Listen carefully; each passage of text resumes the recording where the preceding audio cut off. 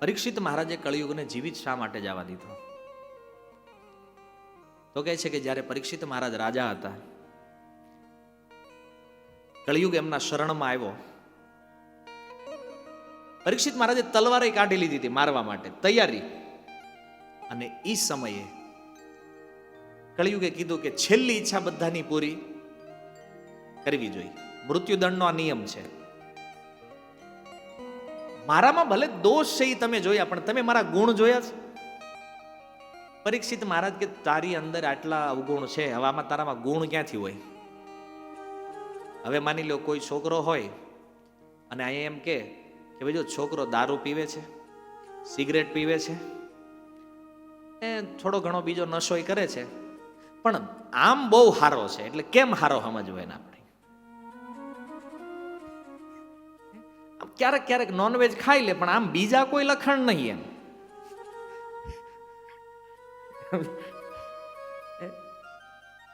ક્યારેક ક્યારેક પૈસા ખૂટી જાય તો ચોરી કરી લે ક્યારેક, બાકી આમ બીજું કાંઈ લખણ નહીં એમ, બાકી બધું રેડી એમ. આમાં બીજું શું સારું હોય? અહીંયા એ થયું કે આટલા બધા દોષ કળિયુગમાં. પરીક્ષિત મારે કે તારામાં સારું કાંઈ હોય નહીં. એ કે મહારાજ સાંભળો જ ખરા, બે ગુણ છે હારા. એ અને મને એવો વિશ્વાસ છે કે એ બે ગુણ સાંભળ્યા પછી તમે મને જવા દેશો. હવે પરીક્ષિત મહારાજની જિજ્ઞાસા વધારી એને કે એવા કયા ગુણ છે આની અંદર કે એ સાંભળીને હું આને જવા દઈશ, આટલા બધા દોષ માફ થઈ જાય? કે થઈ જાય. તો કે છે યત ફલમ નાસ્તિ તપસા ન યોગેન સમાધિના. જે ફળ તપ કરવાથી પ્રાપ્ત થાય છે, જે સમાધિથી પ્રાપ્ત થાય, એ બધા જ ફળ તત્ફલમ લભતે સમ્યક કલો કેશવ કીર્તનાથ. અને એ ફળ કળિયુગમાં ખાલી ભગવાન કૃષ્ણના નામનો કીર્તન કરવાથી પ્રાપ્ત થઈ જશે. પરીક્ષિત મહારાજ કે વાહ, આ તો અદ્ભુત ગુણ છે તારો. સમાધિ, યોગ અને તપ કરવાથી જે ફળ પ્રાપ્ત થાય, એ ફળ કળિયુગમાં કેવલ ભગવાનનું નામ લેવાથી મળી જાય. હરે કૃષ્ણ કૃષ્ણ કૃષ્ણ હરે હરે, હરે રામ રામ રામ. મોટા મોટી સમાધિ આ છે, હરિનામ સંકીર્તન.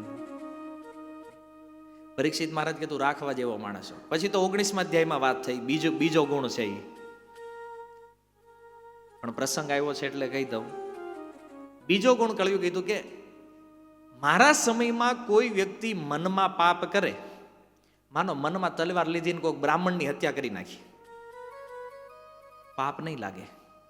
પણ મનમાં એ બ્રાહ્મણને લાખ રૂપિયા દાન આપી દીધું તો એનું ફળ મળશે. મતલબ ખરાબ વિચારનું પાપ નહીં અને સારા વિચારનું ફળ પૂરેપૂરું. રાખવા જેવો છે કે જવા દેવા જેવો છે? તમે કન્વિન્સ થઈ ગયા, પરીક્ષિત મહારાજ નહીં થયા હોય. અને આવી રીતે કળિયુગને ડેવલપ કેમ કર્યો છે ભગવાને? આ રીતે એક પ્રશ્ન થાય ને. ખરાબ વિચારનો ફળ નથી કળિયુગમાં. શું કામ?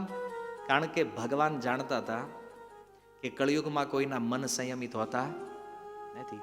વિચાર તો ગમે ત્યારે ગમે આવી જાય ભાઈ આપણે, અને એનું પાપ લાગવા માંડે તો નરક નવરું જ ન રહે. વિચાર કરીને ભગવાને કેટલી સુવિધા આપી છે કળિયુગમાં.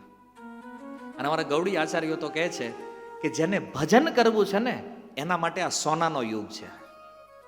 ભાગવતના એકાદશ સ્કંદમાં લખ્યું છે, નવયોગેન્દ્ર સંવાદમાં, કે જેટલા ભગવાનના ભક્તો કળિયુગમાં થાય ને એટલા સતયુગ, ત્રેતા કે દ્વાપરમાં ત્રણેયના ભેગા થઈને એટલા ભક્તો નથી આ પૃથ્વી ઉપર, જેટલા ખાલી કળિયુગમાં થાય છે. તમે આમ રાજ્ય નીકળો કળિયુગમાં ભક્તોનું લિસ્ટ બનાવવા, હજારો ભક્તો થયા કળિયુગની અંદર. પરીક્ષિત મહારાજે આ ગુણ જોયા, છોડી દીધો કળિયુગને કે ભાઈ તને મારવા જેવો, તું તો બહુ કામનો માણસ છો.